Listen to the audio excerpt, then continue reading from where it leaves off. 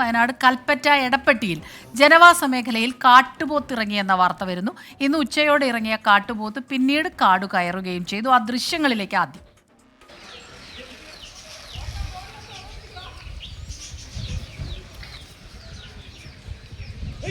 എന്റെ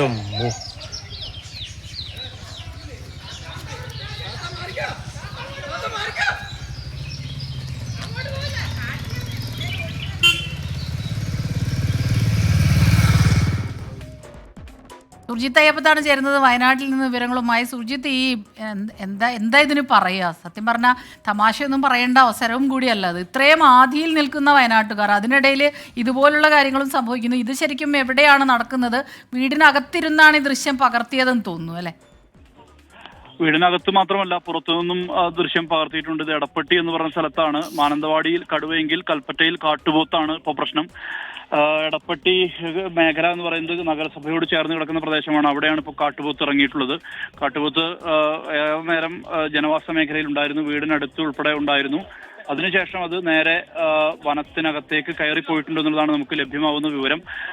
വനപാലകരെല്ലാം തന്നെ കേന്ദ്രീകരിച്ചിരിക്കുന്നത് ഈ മാനന്തവാടി കേന്ദ്രീകരിച്ചാണ് അവരുടെ തെരച്ചിലെല്ലാം തന്നെ നടക്കുന്നത്. ഇതിനിടയിലാണ് ഇങ്ങനെ ഒരു കാട്ടുപോത്ത് കൂടി ഇറങ്ങുന്ന ഒരു സാഹചര്യം ഉണ്ടായിരിക്കുന്നത്.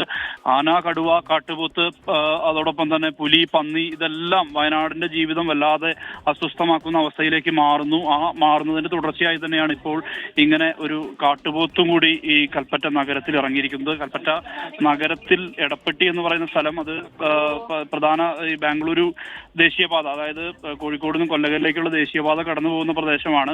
ആ മേഖലയെല്ലാം ജനവാസ മേഖലയാണ്. ജനവാസ മേഖല കേന്ദ്രീകരിച്ചാണ് ഇങ്ങനെ വന്യമൃഗശല്യം രൂക്ഷമാവുന്നത് എന്നുള്ളതാണ്.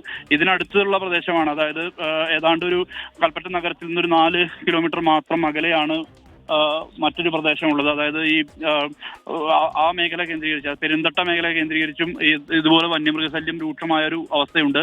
പുലിയും ഒപ്പം കടുവയും ഇറങ്ങി അവിടെയും ജീവിതം ഭീഷണിയിലേക്ക് മാറുന്ന നിലയിലേക്ക് കാര്യങ്ങൾ മാറുകയാണ്. ഇതിനിടയിലാണ് ഇങ്ങനെ ഒരു കാട്ടുപോത്തിന്റെ ശല്യം കൂടി ഈ ഭാഗത്ത് ഉണ്ടായിരിക്കുന്നത്. ആശങ്കയുണ്ട് ആളുകളെ സംബന്ധിച്ചിടത്തോളം. കാട്ടുപോത്ത് പക്ഷേ വനമേഖലയിലേക്ക് കയറിപ്പോയിട്ടുണ്ട്.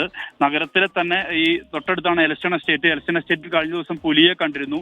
ആ പുലിയെ രാത്രിയിലാണ് പുലിയെ കണ്ടത്. ആ പുലി, കടുവ, കാട്ടുപോത്ത്, ആന, പന്നി, കുരങ്ങ് എന്ന് വേണ്ട എല്ലാവിധ വന്യമൃഗങ്ങളും നാടിറങ്ങുന്ന അവസ്ഥ, ആളുകളെ കൊല്ലുന്ന അവസ്ഥ, അതിലൂടെയാണ് ഇപ്പോൾ വയനാടൻ ജനത ഇപ്പോൾ സഞ്ചരിച്ചുകൊണ്ടിരിക്കുന്നത്. വനംവകുപ്പിനും ഇത് വല്ലാത്ത തലവേദനയായി മാറിയിരിക്കുകയാണ്. സ്മിത.